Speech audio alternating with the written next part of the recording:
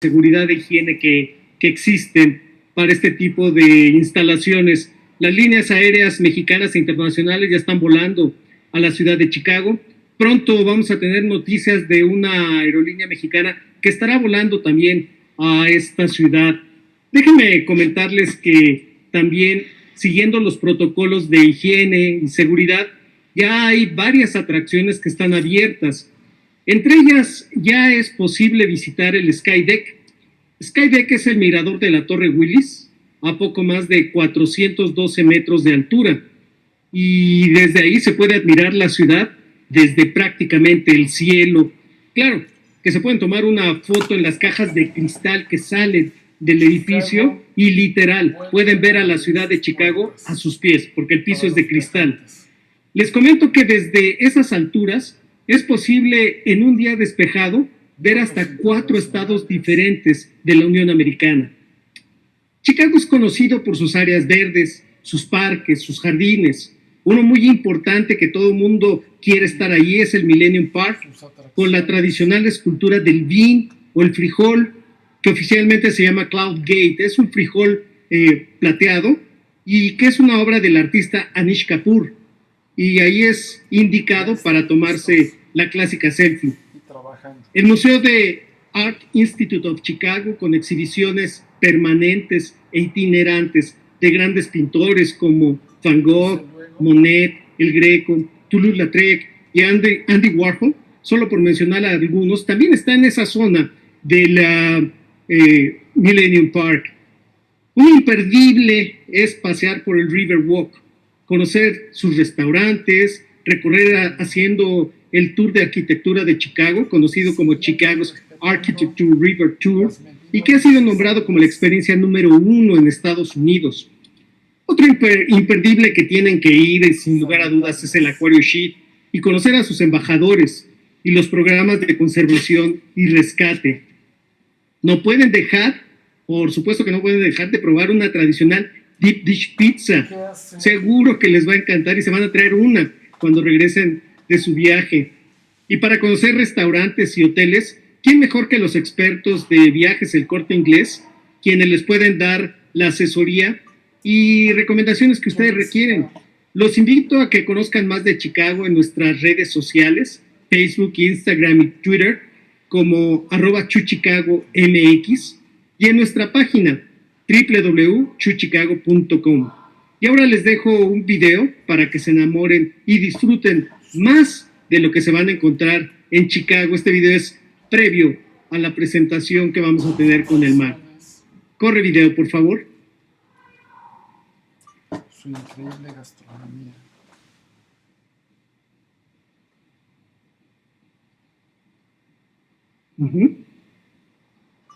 Y su modernidad toda.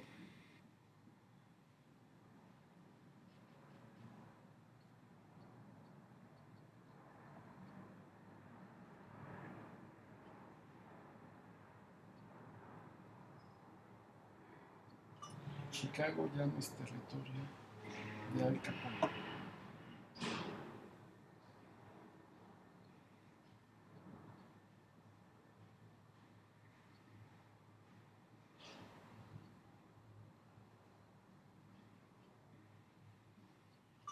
Chicago es un lugar de magia.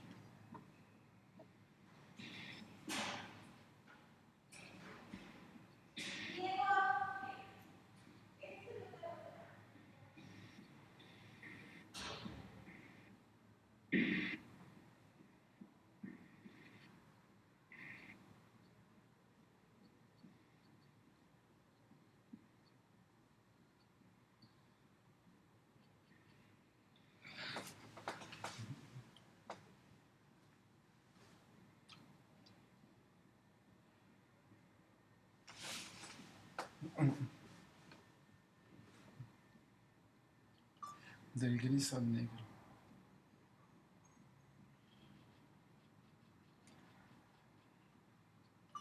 Blanco al negro. Estamos viendo unas imágenes de la ciudad de Chicago desde distintos aspectos. Ustedes pueden ver el Parque Millennium que pasó al principio de que corriera este video, distintas atracciones. Seguramente van a ver en un momento las cajas de cristal que sobresalen el Sky Deck en la Torre Willis, donde hay unas cajas de cristal maravillosas donde uno puede salir. El piso es de cristal. Imagínense a más de 400 metros estar y tomarse una selfie. Mucha gente tiene una situación de nerviosismo, pero sin lugar a dudas es una experiencia increíble ver toda una ciudad desde el cielo, los ríos, el lago Chicago se ve muy bien, se pueden ver a las personas y los autos de manera diminuta. Realmente es una experiencia sin lugar a dudas maravillosa. La comida en Chicago es una experiencia muy linda. Y bueno, les quiero comentar ahora que para ir a esta ciudad de Chicago, donde se van a encontrar todas estas maravillas, el Corte Inglés tiene una gran oferta que se llama Aventúrate en Chicago. Esta oferta tiene la modalidad de 18 pagos desde 322 pesos al mes, pagando con las tarjetas participantes, y podrán disfrutar de 4 maravillosas noches en la ciudad de Chicago, un crucero panorámico. Ya vieron imágenes del río y entrada al mirador 360 Chicago, que se encuentra en uno de los rascacielos más altos de la ciudad, ubicado en el 875 norte de Michigan Avenue, y era antes conocido como el John Hancock Center. Déjenme decirles que ahí en Michigan Avenue es la zona de las compras, entonces las damas y los caballeros nos vamos a pasar una tarde o un día sensacional haciendo shopping en Michigan Avenue. Además, en este paquete se cuenta con un seguro de asistencia. Reserven con su asesor de viajes, el Corte Inglés. Es importante mencionar que esta promoción es válida hasta el 30 de septiembre del 2020. Les recuerdo seguir al Corte Inglés en las redes sociales, Facebook, @viajes el Corte Inglés MX, en Instagram, DeciMX con V, y el contacto para que se vayan a Chicago, por favor tienen que tomar nota, www.viajeselcorteinglés.com.mx, o denle una llamada a nuestros agentes que con gusto los van a atender en el 55 41 47 57 40, o envíen un correo electrónico a ventasdistancia@decisa.mx. Amigos, y sin más preámbulo, les presento el maravilloso espectáculo de magia, The Magic Parlor de Dennis Watkins. Quiero comentarles que Dennis Watkins es la tercera generación de una familia de magos y animadores. Su espectáculo ha sido aclamado por la crítica. The Magic Parlor de Dennis Watkins se encuentra en el Palmer House del Hotel Hilton en el centro de Chicago, con una historia de más de 9 años. Cabe mencionar que Dennis, en The House Theater of Chicago, interpretó ni más ni menos que al gran mago Harry Houdini. Además, es ganador del premio Joseph Jefferson y también escribió y actuó en una obra que se llama The Magnificent, que fue inspirada en su abuelo. Y sin más, con ustedes dejo a Dennis Watkins. Dennis, bienvenido. Thank you. Good evening, beautiful people, and welcome. My name is Dennis Watkins, and I will be your magician for the evening. I am thrilled to be joining you right here from Chicago, Illinois. And as we get started, I like to share a couple of quick things about me so that you know just a little bit about what to expect during our very short time. Friends, I grew up with magic. My granddad was a wonderful sleight of hand performer, and he ran a very small storefront magic shop in Dallas, Texas for 30 years. And when I was 7 years old, I asked him to teach me to do magic. He was thrilled. None of the other grandkids had done that. Now, as a 7-year-old wannabe magician, I was attracted to the most dramatic and elaborate magic. I wanted to cut people in half, to make cars appear, elephants vanish. But my granddad was a sleight of hand performer. And he believed that the best magic is performed right in front of your nose, not 30 feet away behind the protection of a proscenium arch. And to show me how powerful close-up magic could be, he went to my grandmother's sewing room one day and he returned with a small spool of cotton thread. And with it, beautiful people, he performed one of the most beautiful pieces of magic that I have ever seen. Now, there were no big props, no boxes, no smoke and mirrors. It was just the thread at his fingertips. And though there were no doubt years of diligent study and practice behind every single move that he made, to me, it all looked effortless. It looked as though he took a piece of thread and broke it into a bunch of little pieces. And then it looked as though he gathered all of the pieces, save one of them, and he began to roll them into a little bitty ball. And as he did this part, he said, "Your job, boy, your job is not to fool people, though fool them you must." He said, "Your job is to spark their sense of wonder. It is to ignite their imagination." He said, "Your job, in short, Dennis, is to help people remember what it felt like to be a kid." And if you can understand that, you will understand that you don't need the fancy props, the smoke, the mirrors, the confetti and fire. All you will need is a handful of eager imaginations, and they will do all of the work for you. Yes? Which is a lovely little piece of magic, friends. And speaking of a handful of eager imaginations, I have what I would call our studio audience gathered here tonight. They just gave a little round of applause. I'm going to show you our studio audience. These people, when they're clapping, you can be clapping. This is everybody there. Yes, beautiful people. Good work, good work, good work. Now, friends, my granddad, of course, he taught me to see magic the way that he saw it. And he had a very noble view of our art form, though I must confess that sleight of hand comes from a very ignoble place. It comes from the imaginations of con men, gamblers, cheats, and swindlers. So that is where we will go next with what is the oldest swindle in the book. This is the shell game, and I, of course, need a friend to join me for this shell game. I think in our studio audience we have Jimena Freeman. Jimena, can you please jump on in here and join me, please? Thank you so much. How are you? Oh, I can't quite hear you, Jimena. Is your microphone on?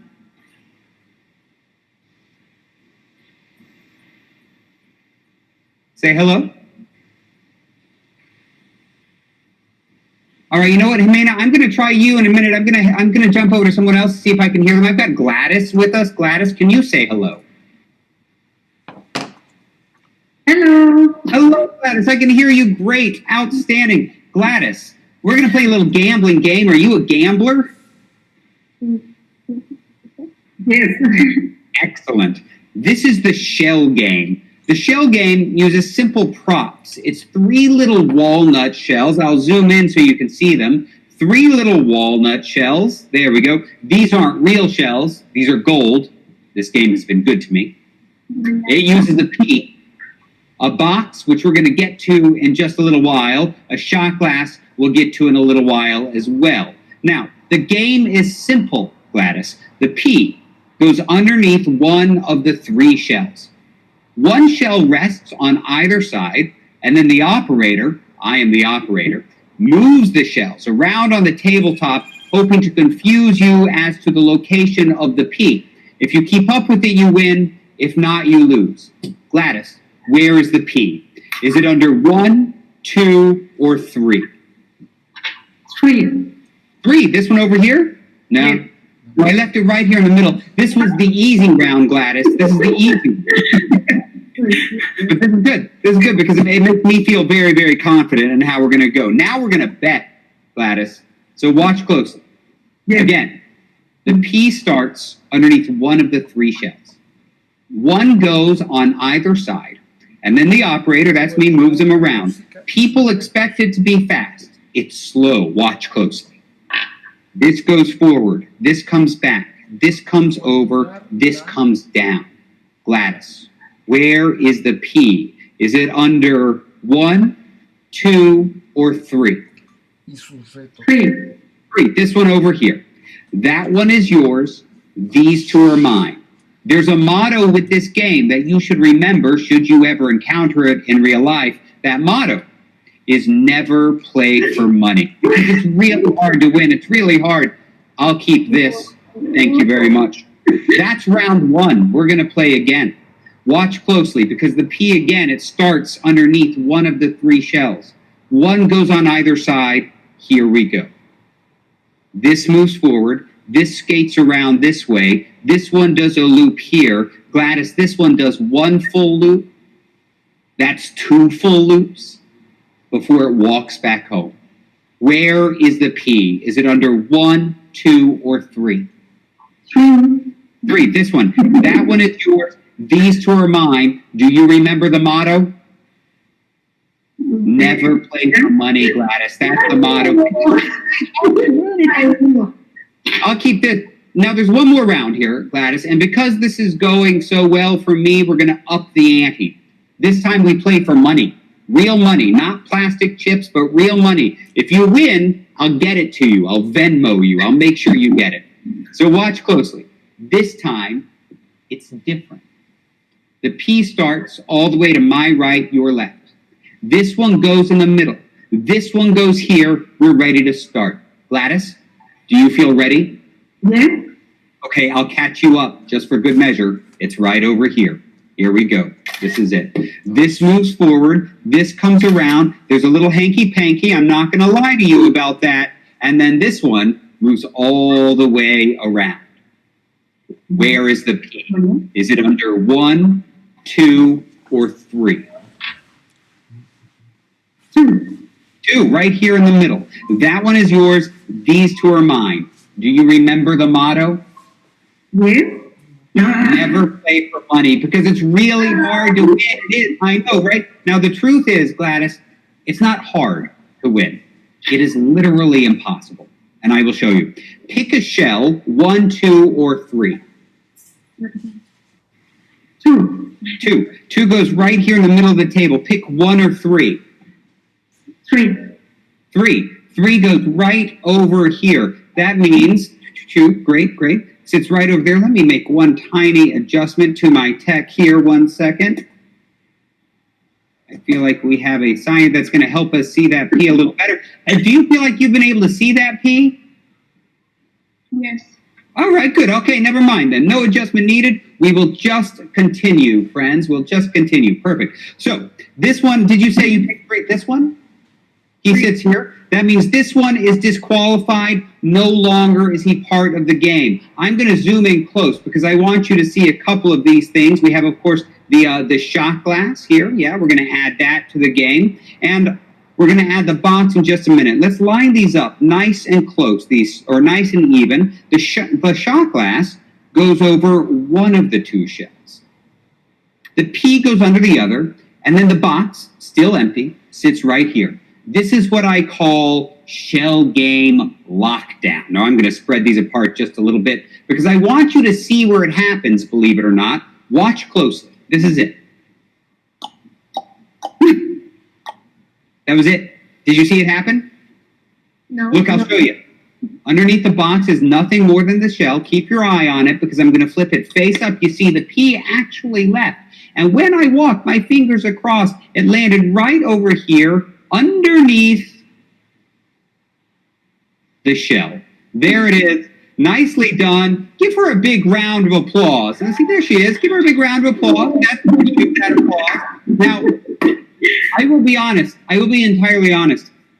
I sort of hedged. And, you know, I say that it's hard to win. The P is so small. But this is not about size, Gladys. If it was about size, you would have noticed this guy early on. I feel like you probably. But either way, my dear, either way, I definitely hedged my bets a little bit because you do, to me, you look very savvy. You could have won, right? You could be a shark for all I know. So I didn't bet much when I threw down my cash. I bet small bills, and I'll show them to you. It's $1, $2, $3, $4, $5. Glad not a lot of cash. This is an unimpressive, unexciting amount to carry around. But that is the beauty of watching a magic show.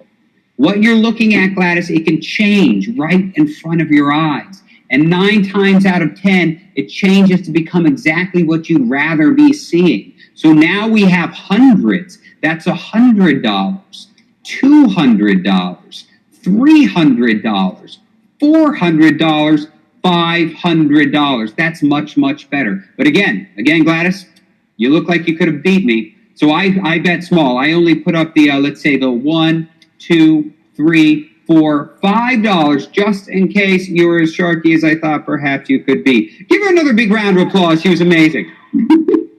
Thank you, and very kindly for your help. It's been my pleasure working with you. And I want to bring in somebody else, because if we're going to spend some time talking about swindles, about cheats, we must spend at least a few moments with a deck of playing cards. So can we bring Vanessa into the show, please? Vanessa, if you don't mind, say hello. How are you? Fine, and you, Denise? I could not be better, Vanessa. Thank you so much for joining me. Vanessa, are you a card player? Not so much, but I try. Not so much? Okay, that's good for me. So if we were in the same room, I would do what magicians often do. I would ask you to reach into a pack of cards and take one. Because we can't do it that way, I'm just going to ask you to tell me which card you want to use. There are 52 cards in the deck, and we can use any one that you want. Which one would you like? Hearts 1, us. So the Ace of Hearts. Let's see, where is it? Oh, right there in the middle. Perfect. Now, also, if we were in the same room, I would have you write your name on that card so that we know it's unique to you. No other card like it in the universe. Because we can't do that, I'm just going to ask you to tell me how you'd like me to mark it.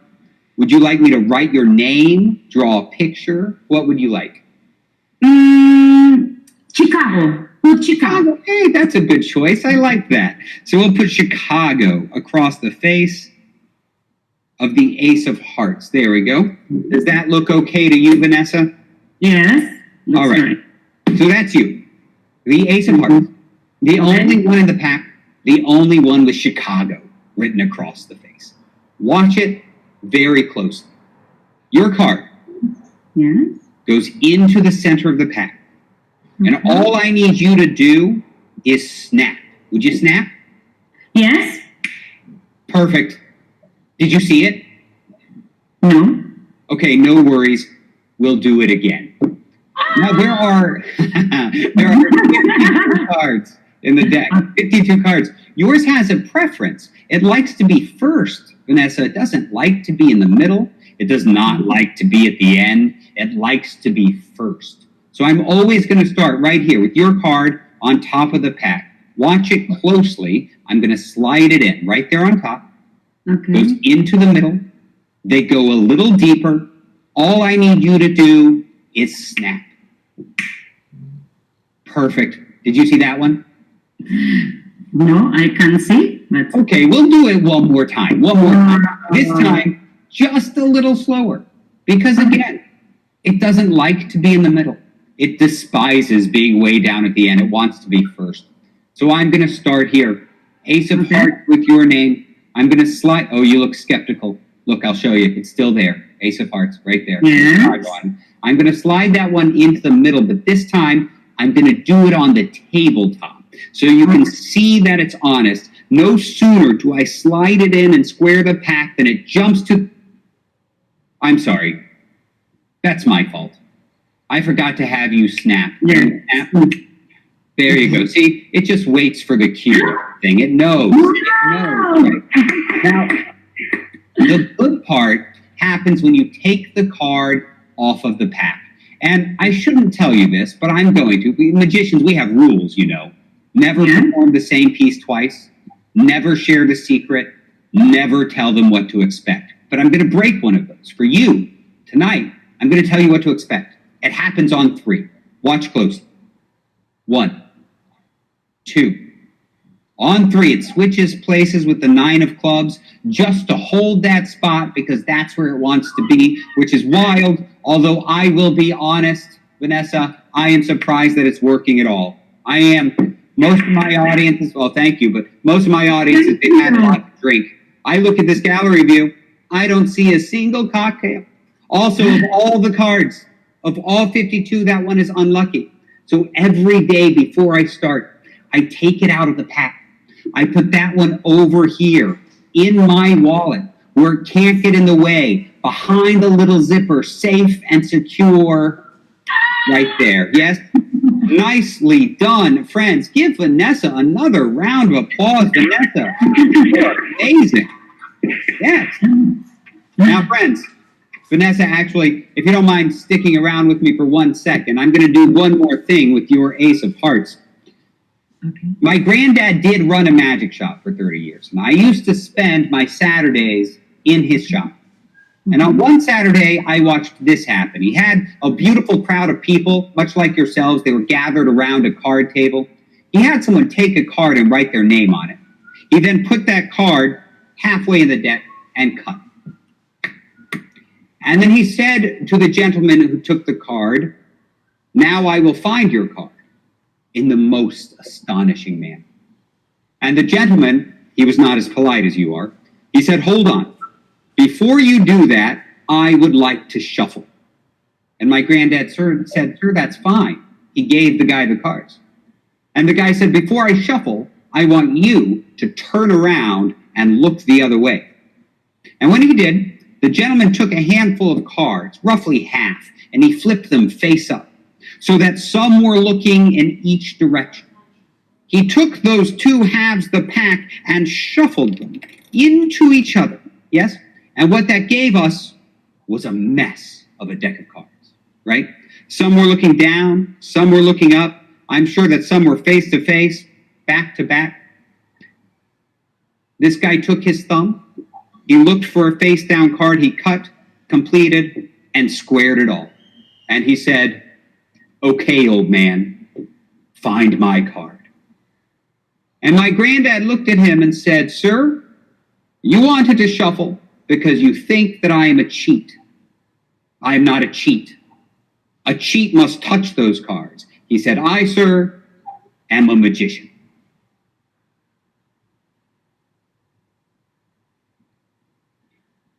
That's all he did.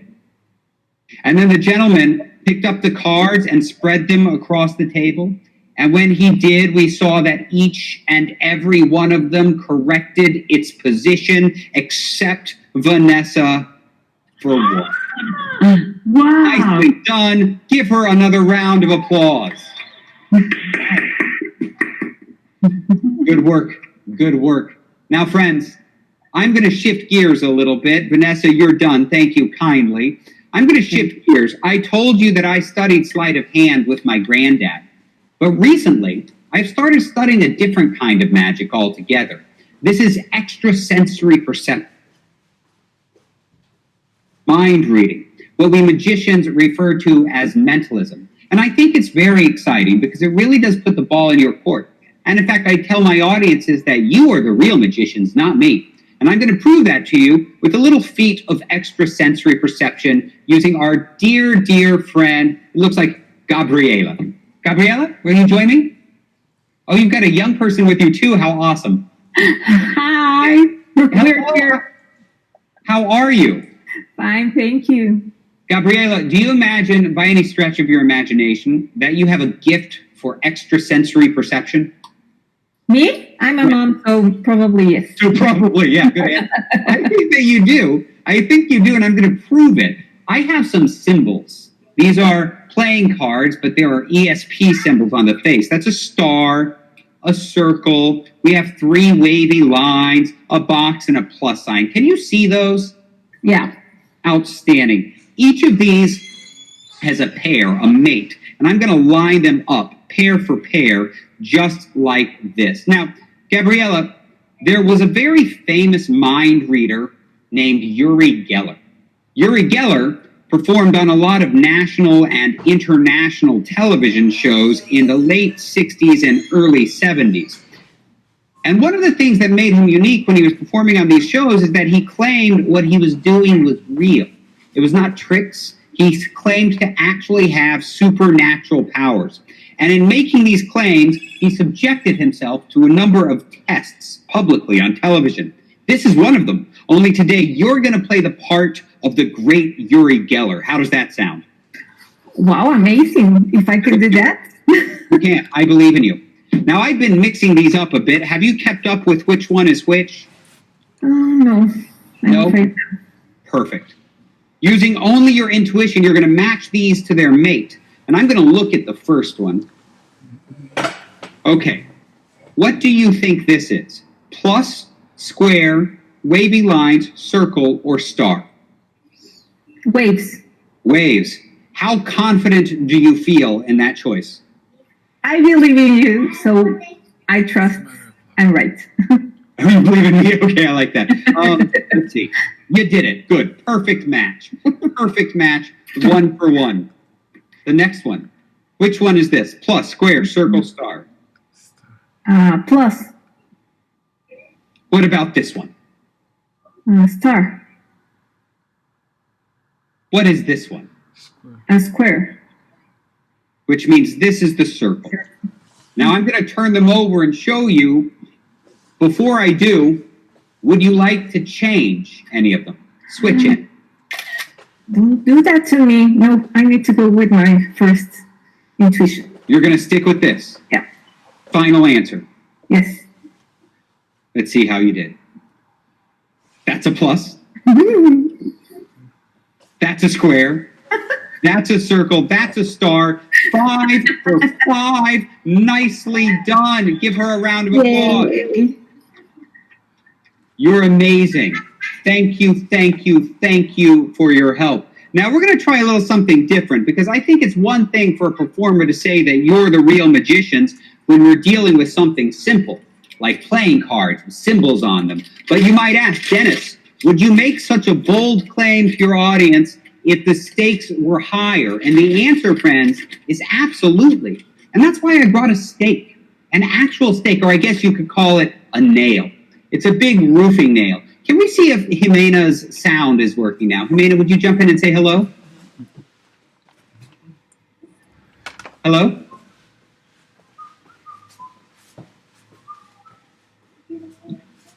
You still seem to be muted. Your microphone just doesn't seem to pick you up. I'm watching the sound bars. So try reconnecting your microphone, and maybe I can grab somebody else here for a moment. Claudia, would you unmute and say hello? Claudia, thank you. And Gabriela, I see that you're still on the screen. You can hop away. We're just going to bring in Claudia for a little bit of an experiment. Claudia, we have this paper bag and this nail. Now, I drilled a hole in the wood so that I could run the nail through it. It would sit point up. I'm going to slide this inside of the paper bag, point up, of course, and then I'm going to fold it closed. Now, you might say, Dennis, you've done nothing at this point to really raise the stakes, right? All we have is a paper bag with a nail in it. But, Claudia, I brought another paper bag. This one I loaded similarly. And by that, I mean I loaded this bag not with a nail, but rather with just a block of wood. So there's a block of wood and no nail. And I loaded it this way so that I could close it up and fold it in an identical fashion, and it would both look, feel, and move the same as this one, so that we could perhaps mix them up. But just to make it more fun, I brought 2 more bags, Claudia, so that we could really mix things up a bit and try and lose the location of that one nail. Yes? Now, you might see where this is going. I'm going to mix them up. Now, I'll be honest with you, of course. If I were to just mix them up like this, you can follow which one is which. So I'm going to obscure your view of the bags, Claudia, by hiding them behind this picture of me with David Copperfield when I was a kid. There we go. Now I'm going to mix up the bags, Claudia, just like this, and I want you to try and lose the nail. Tell me if you think you're able to keep up with it, or if you've lost which one it is. I'll try. Have you lost it? Yeah. Okay, perfect. Goodbye, Mr. Copperfield. You're a wonderful assistant. He's a wonderful assistant, don't you think so? I think he's wonderful. All right, Mr. Copperfield, adios. Thank you very much. And let's spread these out. Let's see, we'll call these 1, 2, 3, and 4. Claudia, all you need to do is pick a bag, 1, 2, 3, or 4. Okay, 2. 2. This one here? Yeah. Great. I know, see, it just got a lot more exciting, didn't it? There's one. So that leaves us with 1, 3, and 4, Claudia. Which one's next? 1, 3, or 4? 1. 1. This one over here. Yes.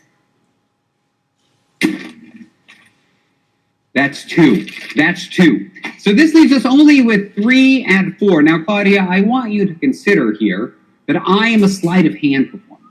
And that means that the odds that my career is about to come to a screeching and sudden halt are now 50-50. So you pick 3 or 4. 4. 4, this one? Yes. How confident are you in your choice? Totally confident. Totally confident, I like that. Okay, are you sure you don't want to change? Because you can change. No, please. 4. Okay, but in a minute, you're going to wonder, what would have happened if I had changed my mind? Before it is, we'll go 4. Now, if you're like me, there is a question on your mind, and that question at this point, Claudia, is, of course, what would have happened if I had changed my mind? And the answer is that it would have really, really hurt. Nicely done, friends. Give Claudia a big round of applause. Outstanding. Now, friends, as we are arriving essentially at the end of our time together this evening, I feel compelled to share a bit of a message with all of you. It's a message, that was lucky, wasn't it? It's a message that I have contained in 11 envelopes. 11 envelopes, and they're numbered, or 10 envelopes rather, only 10 envelopes, and they're numbered 1 through 10, and they're in ascending order. So 1 is on the bottom, and then we go 2, 3, 4, all the way up to 10. Now, these need to be mixed because one of you fine folks is going to decide how we deliver this message. Let's make it 2 of you. Can we go ahead, actually, friends, and bring Gladys back in? Gladys, will you join me for just a moment? How are you? I'm fine, thank you. Outstanding. Gladys, these need to be mixed. Now, I can't hand them to the screen and have you mix, so we'll do it this way. I'll hold them face down like this, and one at a time, I'll move it from one hand to the other.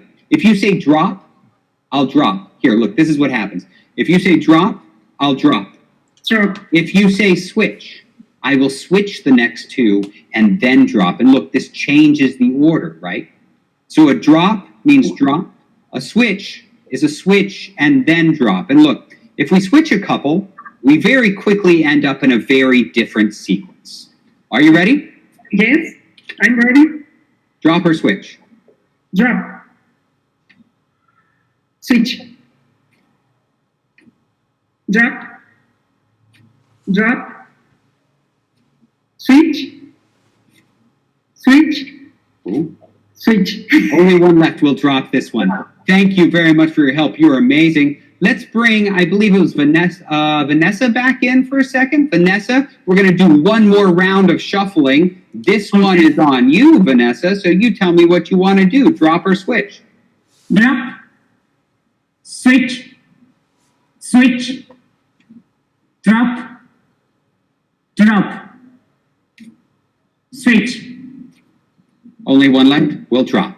Now remember, friends, that we started this in perfect order, 1 through 10. And after just a little bit of shuffling, led by the 2 of you, we arrive here. Now, when this is over, you're going to wonder if we arrived here by luck, if it was coincidence, chance, or happenstance. You will ponder your choices. You will ponder the choices that others made as we worked our way through the show this evening, the choices that Claudia made when we were playing the game with the nails, the choices that were made by our dear friend Gabriella when matching those symbols one to the other, the choice that was made of a single playing card, every single choice from the very beginning. And you will ask yourself, if this could have turned out any differently, if a single one of you had chosen a single, or had changed rather, a single one of your choices. And I'll tell you that you can spin your wheels on that line of thinking all night long. Don't. Just stop. And instead, ponder the only solution that makes any sense at all. And that, dear friends,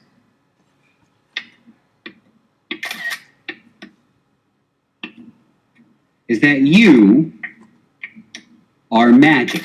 Wow. Nicely done. Give them a giant round of applause. Yes. Thank you very much. Now, friends, it has been my pleasure spending a little bit of time with you this evening. Thank you, thank you, thank you for joining me here tonight.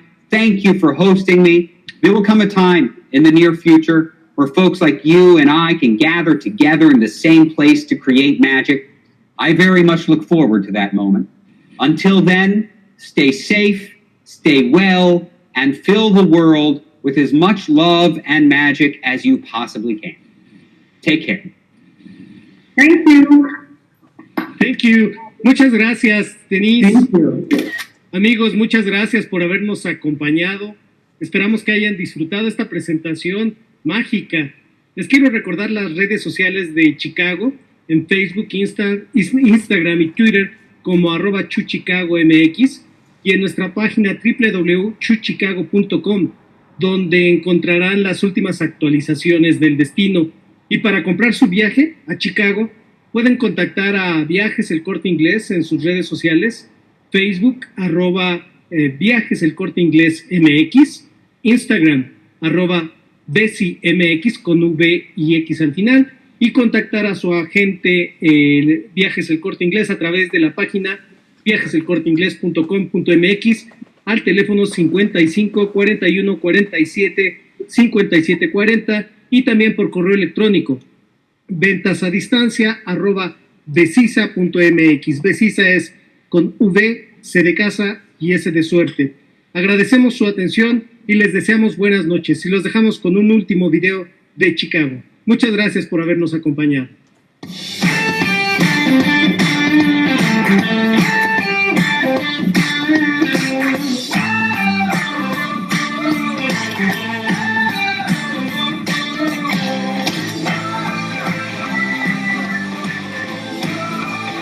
Thank you.